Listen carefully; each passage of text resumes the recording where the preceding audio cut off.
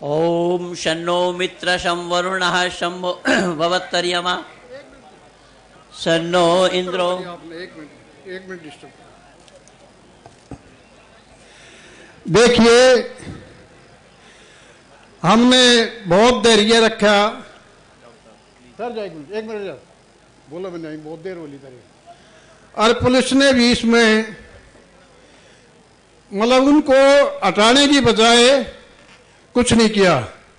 मेरी सभी आर्यजनों से जो आगे बैठे हैं ये लट्ठों वाले, यदि कोई कार्रवाई नहीं होती, मतलब कोई वो एक्शन नहीं लेते, तो चुपचाप रहना है। अरना तो बतेरी बार होली, अब बर्दाश्त नहीं। हम देख रहे हैं इस बात को जी। आप देख रहे हो, आप क्या कमाल कर रहे हो। मंचासीन पूज्यपात सन्यासी वृंद, आर्य समाज इस सत्र के मुख्य अतिथि महोदय, विद्वत वरेण्य और सभा में उपस्थित धर्म प्रेमी सज्जन वृंद, मान्य मातृशक्ति, देश देशांतरों से आए हुए सभी आर्य भद्र पुरुषों, ज्यादा समय मैं नहीं लूंगा। समय आप लोगों का पहले ही लोगों ने ले लिया है। मैं केवल चंद मिनटों में ही पीछे हटने का प्रयास करूंगा। मेरे अधिकारियों ने मेरे लिए जो विषय चुना है, मानव समाज भ्रष्टाचार का शिकार या भ्रष्टाचार का शिकार मानव समाज, मेरे लिए यह विषय अपने अधिकारियों ने बड़े ही अपने सूझबूझ के साथ चुना है। समग्र विश्व के आंगन में, चाहे वो वेबसाइट के माध्यम से हो, चाहे वो मेरे द्वारा प्रस्तुत किए गए शास्त्रार्थ के सीडी और डीवीडी के द्वारा हो, लेखनी के माध्यम से हो, समग्र विश्व के आंगन में आज 5 लाख लोग मेरे साथ नेट पे जुड़े हुए हैं। विभिन्न देशों से जो आर्यजन आए हुए हैं, उन सब लोगों को भी मालूम है। वस्तु स्थिति यह है कि विषय है धार्मिक भ्रष्टाचार का शिकार मानव। पर मैं अपने आप में आश्चर्यचकित हो रहा हूं। एक तरफ तो शब्द है मानव और दूसरी तरफ शब्द है भ्रष्टाचार का शिकार। तो मानव के लिए भ्रष्टाचार का शिकार होना संभव ही नहीं है, और वो भी धार्मिक भ्रष्टाचार, क्योंकि धर्म का संपर्क और संबंध आत्मा से है और आत्मा की खुराक है धर्म। तो जब आत्मा की खुराक धर्म है और मानव का संपर्क और संबंध जुड़ा हुआ है धर्म से, फिर उस धर्म में भ्रष्टाचार, ये बात वाकई में आश्चर्यचकित करने वाली बात है। पर विश्व के आंगन में जब हम कदम रखते हैं या नजर दौड़ाते हैं जहां कहीं, या पहुंचते हैं, तो हमें देखने को सुनने को मिलता है कि मानव समाज के अंदर में धर्म के नाम से लोगों ने अपने मनमानी तरीका को जोड़ने का प्रयास किया, जबकि धर्म के साथ मनमानी तरीका किसी का चलना संभव ही नहीं है। शब्द पर ध्यान देंगे तो वस्तु स्थिति जो है, वो जो मैं बताना चाहता हूं वो समझ जाएंगे कि धर्म के साथ किसी की मनमानी होना संभव ही नहीं है। इसके बावजूद भी लोगों ने धर्म के साथ मनमानी की है।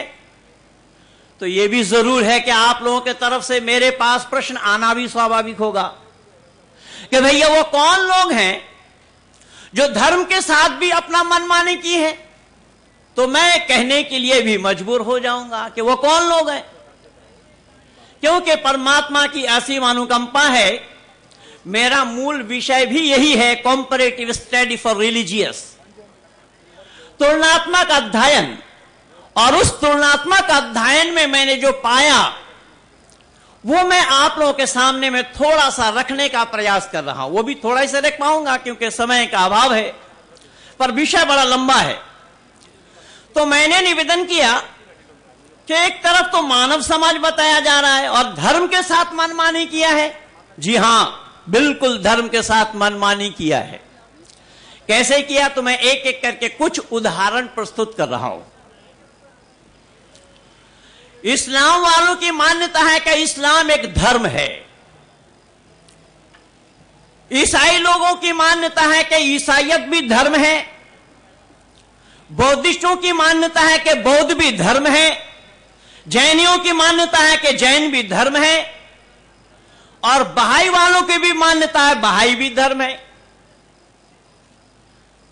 लेकिन जब हम इन बातों पर चिंतन और विचार करते हैं तो पता लगा कि धर्म के साथ इन्होंने मजाक किया है, धर्म का इन्होंने मखौल उड़ाया है, धर्म के साथ इन्होंने अपना मनमानी किया है। केवल कहने की बात नहीं है, इसके लिए चाहिए युक्ति और प्रमाण। इस्लाम वालों की मान्यता है, जो इस पर मेरा डिबेट इस्लाम जगत के 6 बड़े बड़े विद्वानों से हो चुका है, जिन्होंने कुरान का हिंदी अनुवाद किया है, मौलाना फारूक खान, उनके साथ मेरा शास्त्रार्थ हुआ 2004 के 1 अगस्त में खारी बावली आर्य समाज, नया मास आर्य समाज में, धर्मपाल जी की अध्यक्षता में। एक कार्यक्रम और हुआ शास्त्रार्थ, जहां पर डॉक्टर विनय जी वेदालंकार जी भी मौजूद थे, वो भी धर्मपाल जी की अध्यक्षता में हुई। जाकिर नाइक के उस्ताद मौलाना अब्दुल्ला तारिक के साथ बुलंदशहर के अंदर। मैं वस्तु स्थिति की जानकारी दे रहा हूं, जिस कैसेट के माध्यम से आज दुनिया ने मुझे जाना है, पहचाना है, जो 5 लाख मेरे साथ जुड़े हैं। आज लगभग 700 बच्चे हमारे तैयार हो गए हैं भारत भर के अंदर, नेट के माध्यम से, जो मुझे सामने आना नहीं पड़ता, हमारे सारे छोटे छोटे बच्चे ही उनको निरुत्तर कर देते हैं। अभी केरल से एक टीम आई हुई है। मैं अपनी दुकान पे बैठा था, स्टॉल पे बैठा था 207 नंबर पे, तो वहां मिले, मेरे बैनर को देख करके, साइट को देख करके वो कहने लगे कि मैं केरल से आया हूं। केरल में एक कॉलेज में एक मौलाना वक्तव्य देने के लिए गए, तो मौलाना ने अपने वक्तव्य में अल्लाह के बारे में, कुरान के बारे में अपने विचार रखे। एक नौजवान खड़ा हुआ और खड़ा होकर के उसने सवाल किया कि मौलाना साहब, आप बराए मेहरबानी यह बताइए कि अल्लाह जर्रे जर्रे में है या नहीं है। तो मौलाना ने कहा, साहब अल्लाह जर्रे जर्रे में है, मारे कन कन में है। उस बच्चे ने कहा, क्या अल्लाह जहन्नुम में भी है? मौलाना की बोलती बंद। अब जर्रे जर्रे में क्या माने? कन कन में। अब कन कन में है तो अल्लाह को जहन्नुम में भी होना पड़ेगा। मौलाना जवाब नहीं दे पाए। मेरे पास लगातार कई फोन आए कि पंडित जी एक शब्द का तो इनसे जवाब ही नहीं आ पाया। मैंने कहा कि ये मुंहजोरी करते हैं, इनके पास कुछ नहीं है बोलने के लिए। अब देखिए इनका उसूल क्या है। इस्लाम वालों की मान्यता के अनुसार कुरान के 5 आयत, जो प्रारंभिक आयत है, जिस सूरा को सूरा इकरा के नाम से कुरान के अंदर से हमें मिलता है। यह सूरा आई कैसे कि हजरत जिब्राइल अलैहिस्सलातु वस्सलाम आकर के हजरत मोहम्मद साहब को गारे हिरा में ये 5 आयत सुनाए। हिरा एक पहाड़ का नाम है, गार के माने है गुफा। जो मेरे फेसबुक के साथ जुड़े हुए हैं तो उन बच्चों को भी पता है, मैं सारा वहां डाल रखा हूं। मैंने वहां सवाल उठाया कि हजरत जिब्राइल अलैहिस्सलातु वस्सलाम आकर के गारे हिरा में हजरत मोहम्मद साहब को इक़रा बिइस्मि रब्बिकल्लज़ी खलक़ खलक़ल इंसान मिन अलक़ इक़रा व रब्बुकल अकरमुल्लज़ी अल्लम बिल कलम व अल्लमल इंसान मा लम यअलम। ये 5 आयत प्रारंभिक के हैं। ये 5 आयत उन्होंने सुनाया, लेकिन आयत सुनाने से पहले मोहम्मद के साथ जिब्रील ने किया क्या, वो गौर करने वाली बात है कि जिब्रील और मिकाईल 2 फरिश्ता आते हैं हजरत मोहम्मद साहब के पास और उनका सीना फाड़ करके उनके दिल को निकालते हैं। आबे जमजम के पानी से धोया जाता है उस दिल को और फिर शरीर के अंदर में डाल करके सिल दिया जाता है। मैंने सवाल उठाया, वो कौन सा नर्सिंग होम था या हॉस्पिटल, और कौन कौन से इंस्ट्रूमेंट वो ले गए थे? अगर दिल को आबे जमजम के पानी से धोया गया तो सेप्टिक जरूर हुआ होगा। कोई मेडिकल साइंस वाले इसको मानने के लिए तैयार नहीं है। तो मैंने निवेदन किया कि अगर यह मान लिया जाए कि अल्लाह ताला ने जिब्रील को ये 5 आयत दे करके भेजा, तो जब मोहम्मद के साथ ये आयत को सुनाने के लिए जिब्रील को मोहम्मद का ऑपरेशन करना पड़ा, तो बिना ऑपरेशन के जिब्रील को अल्लाह ने आयत सुनाया या जिब्रील ने अपने मनमानी ढंग से अपने तरफ से बोला? जवाब आना संभव नहीं है। जाकिर नाइक को मैं 2004 से निरुत्तर कर रखा हूं। मैं निवेदन कर रहा हूं कि ये सारा तथ्य जब आप पाएंगे, कहां से पाएंगे? कि वही अमर जो ऋषि दयानंद के सत्ताज प्रकाश, इस सत्ताज प्रकाश के सिवा दुनिया में कोई किताब नहीं है जिन किताबों के माध्यम से इस सच को कोई जान पाए। आज जो लोग चिल्ला रहे हैं, अरे सत्ताज प्रकाश पर जब प्रतिबंध लगाने के लिए दिल्ली के 30,000 कोर्ट में केस किया गया था, अरे तुम्हारा ही तो वकील था जो सरकारी वकील उसी 30,000 में काम करता है, उसका दर्शन क्यों नहीं हुआ? और मेरे इन सब काम को करने से पिछले सितंबर महीने से मुझे मारने की धमकियां मिल रही है। अगर तुम अपनी ताकत दिखाना चाहते हो तो मैं नंबर देता हूं, उन लोगों को जाकर के ताकत दिखाओ। एक भरी सभ्य सभा में जहां पर देश दुनिया के लोग आए हुए हैं, तो क्या हम अपना परिचय यही देना चाहते हैं? अगर मैं दावा के साथ कह रहा हूं कि जो लोग धमकियां दे रहे हैं, मैं उनका नंबर दे रहा हूं, मैं अपने थाना में भी दे रखा हूं एप्लीकेशन, मैं आपको भी भेज रखा हूं, उस पर आप लोग कार्रवाई क्यों नहीं कर रहे? इसीलिए मैं निवेदन कर रहा हूं दावा के साथ कि एक ऋषि दयानंद के सत्ताज प्रकाश के सिवा दुनिया में कोई ग्रंथ नहीं, कोई किताब नहीं जो सही और सच्चा रास्ता दिखाए।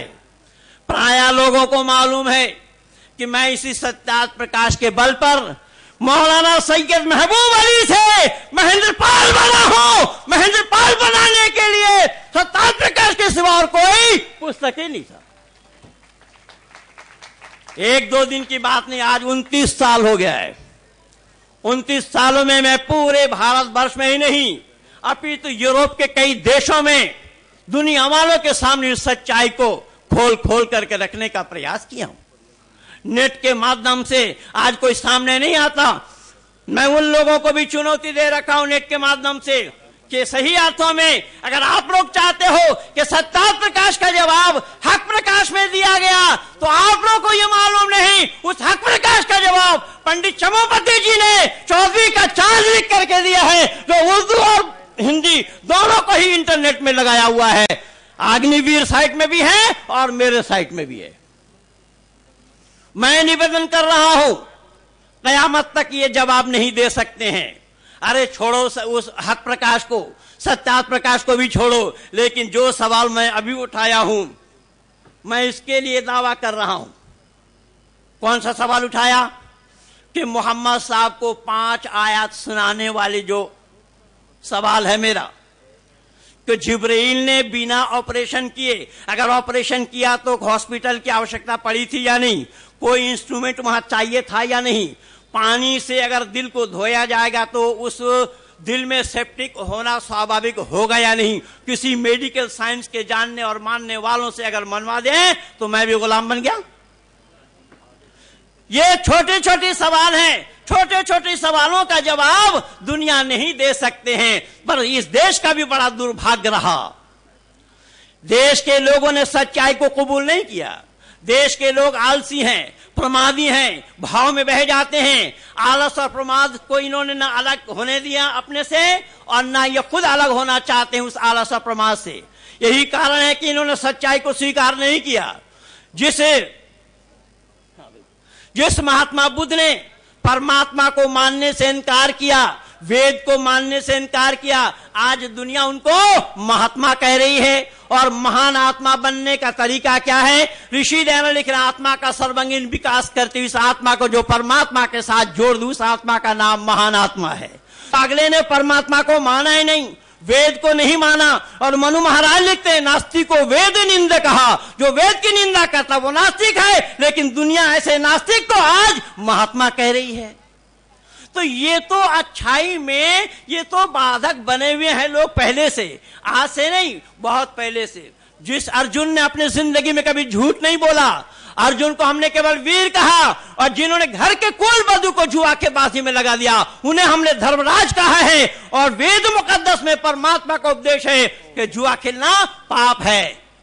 कहने का मतलब और उद्देश्य यह है कि कहानी बड़ी लंबी है, समय आप लोगों के पास है नहीं, इसीलिए मैं भी आप लोगों के कीमती समय को जाय न करता हुआ इतना ही फिर संदेशा दे रहा हो कि अगर वाकई में धमकी देनी हो तो जिन लोगों ने इस वेद प्रचार में जो बाधक बने हुए हैं उनको धमकी दो। आ जाओ मेरे पास, मैं उनका नंबर बता देता हूं। इन्हीं शब्दों के साथ कहिए, भारत माता की।